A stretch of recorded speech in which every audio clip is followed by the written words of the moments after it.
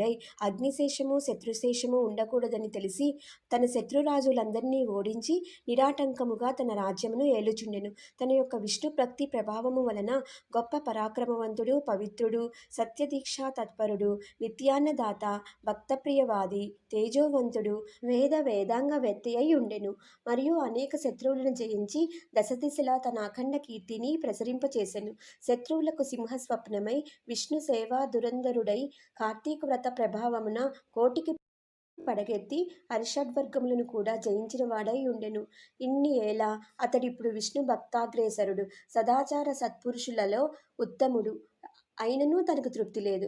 ఏ దేశమున, ఏ కాలమున, ఏ క్షేత్రమున, ఏ విధముగా శ్రీహరిని పూజించినా కృతార్థుడగునని ఆలోచిస్తూ ఉండగా ఒకనాడు అశరీరవాణి పురంజయ, కావేరీ తీరమున శ్రీరంగ క్షేత్రమున్నది. దానిని రెండవ వైకుంఠము అని పిలిచెదరు.